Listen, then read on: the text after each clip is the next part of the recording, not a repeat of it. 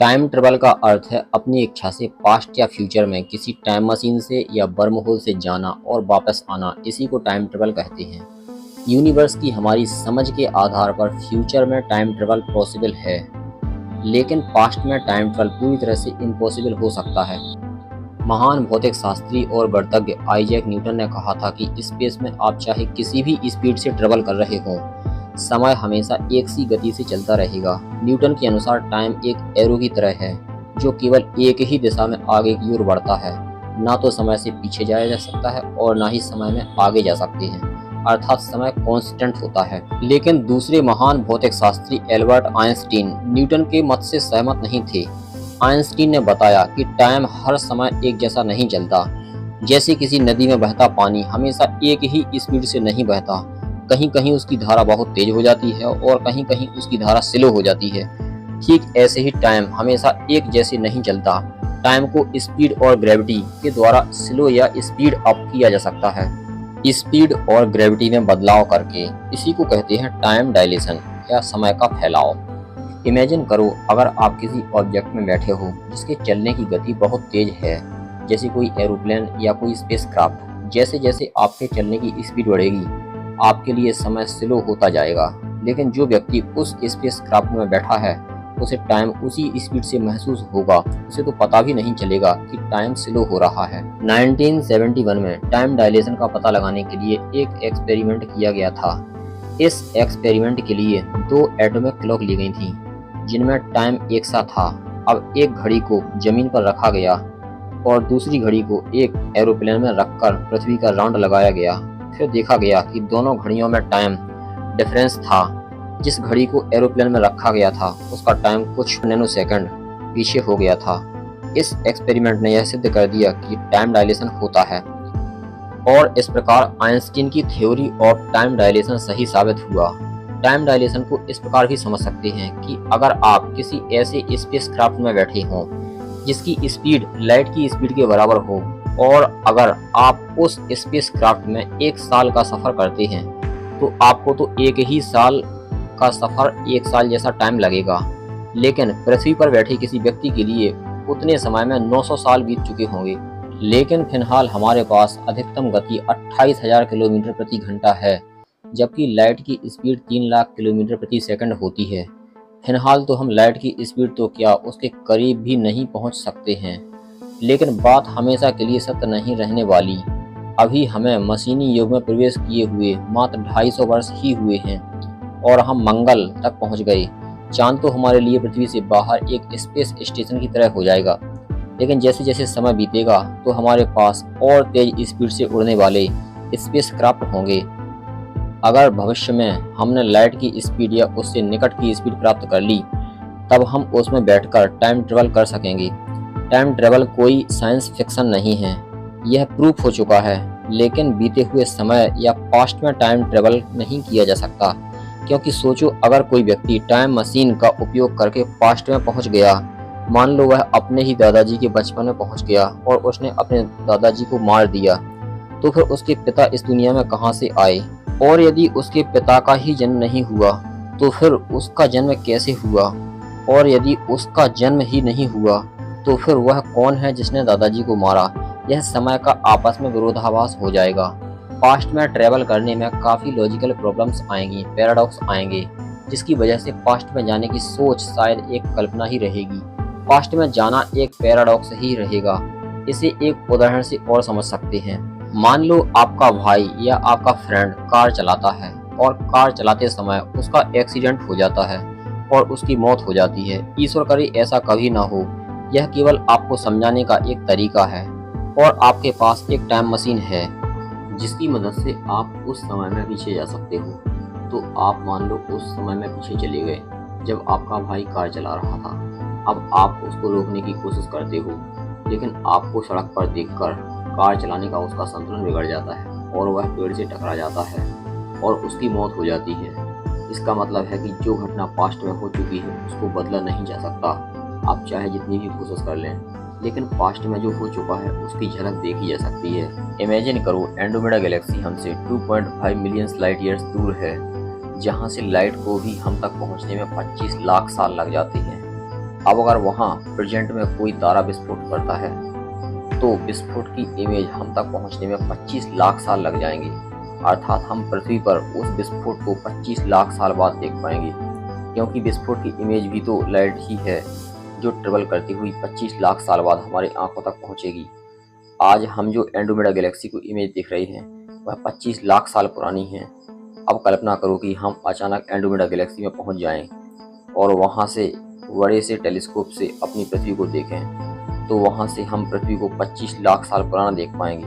अर्थात हमें पृथ्वी पर डायनासोर का युग बीतता हुआ दिखाई देगा। अब आप समझ गए होंगे कि पास्ट में जाना एक कल्पना मात्र है, लेकिन बीते हुए पास्ट की एक झलक आज भी अंतरिक्ष में देखी जा सकती है। आज लाखों लाइट ईयर्स दूर हम आकाश में जिन तारों को देखते हैं हम उनका पास्ट ही देख पा रहे हैं। हो सकता है कि जहां हम उन्हें आज देख रहे हैं असल में भी वहां हो ही नहीं, नष्ट हो चुके हों, और उनके नष्ट होने की इमेज अब भी लाइट की स्पीड से ट्रेवल करती हुई हमारी आंखों तक ना पहुंची हो। पास्ट में तो टाइम ट्रेवल पॉसिबल नहीं है, लेकिन फ्यूचर में टाइम ट्रेवल बिल्कुल पॉसिबल है।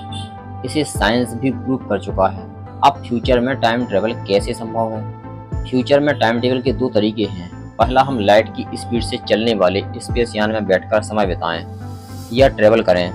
लेकिन आप सोच रहे होंगे कि लाइट की स्पीड से ट्रेवल करना तो संभव ही नहीं है, तो फिर चिंता करने की बिल्कुल ज़रूरत नहीं है। हम आपको दूसरा तरीका भी बताते हैं, हाई ग्रेविटी ऑब्जेक्ट के पास समय बिताना। हमने वीडियो की शुरुआत में ही बताया था कि टाइम डायलेशन पर स्पीड और ग्रेविटी का प्रभाव पड़ता है, तो लाइट की स्पीड से तो फिलहाल पॉसिबल नहीं है। दूसरा तरीका है हाई ग्रेविटी। इमेजिन करो कि स्पेस टाइम एक फैब्रिक है या एक ऐसी सतह है जिस पर जितनी अधिक ग्रेविटी का पिंड या ऑब्जेक्ट या प्लेनेट होगा वह फैब्रिक में उतना ही धंसता चला जाएगा। मतलब फैब्रिक रूपी स्पेस टाइम धंसकर एक होल या गहरा गड्ढा बना लेगा। जितनी अधिक पिंड की ग्रेविटी होगी वह फैब्रिक में उतना ही अधिक गहरा गड्ढा या होल बनाएगा। स्पेस टाइम को उतना ज्यादा बेंड कर देगा। जैसे हमारी पृथ्वी की ग्रेविटी 9.8 मीटर पर सेकंड स्क्वायर है, जुपिटर का ग्रेविटेशनल फोर्स 24.79 मीटर पर सेकंड स्क्वायर है तथा सन का ग्रेविटेशनल फोर्स 274 मीटर पर सेकंड स्क्वायर है। कहने का मतलब यह है जितना ज्यादा ऑब्जेक्ट का ग्रेविटेशनल फोर्स होगा वह फैब्रिक को उतना ज्यादा होल्ड करेगा। हम जितने बड़े ऑब्जेक्ट के पास रहेंगे समय उतना ही धीमे चलेगा। जैसे हम पृथ्वी और जुपिटर की तुलना करें तो जुपिटर के पास समय स्लो होगा। जुपिटर और सन की तुलना करें तो सन के पास समय और धीमा होगा।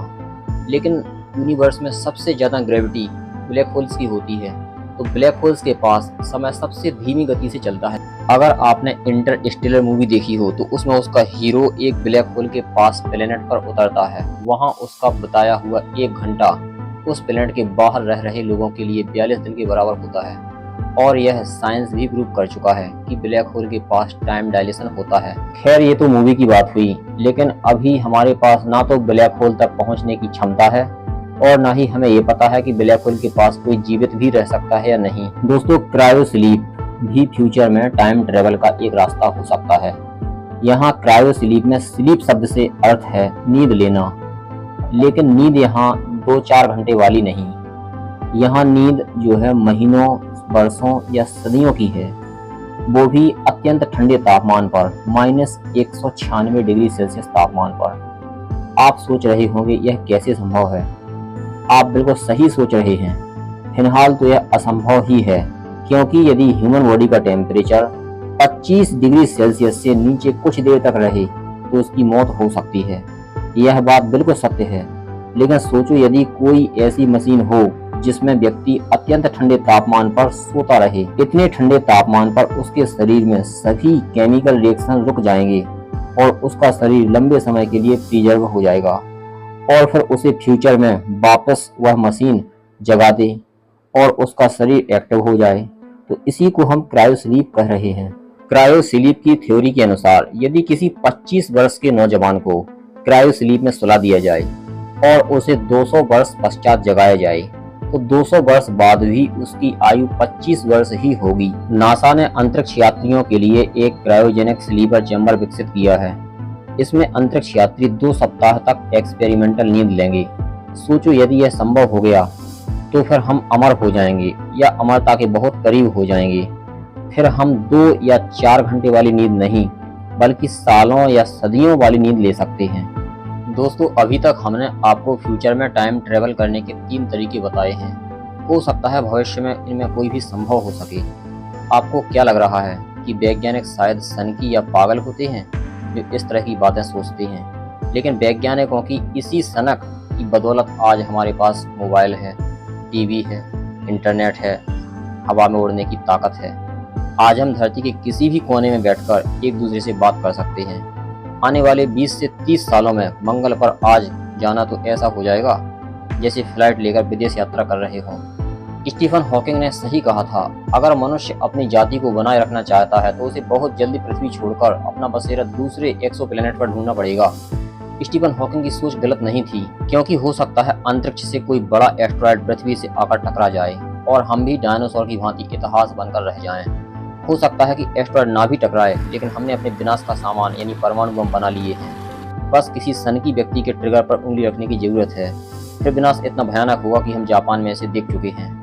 अगर कोई पृथ्वीवासी फ्यूचर में हजारों वर्ष की समय यात्रा करता है तो मनुष्य की जाति पृथ्वी पर सब कुछ विनाश होने के बाद भी बची रहेगी। आपका जो भी विचार हो आप कमेंट बॉक्स में जरूर लिखें। ऐसी वीडियो देखते रहने के लिए हमारे चैनल को सब्सक्राइब करें ताकि सीधे आप तक जानकारी पहुंच सके।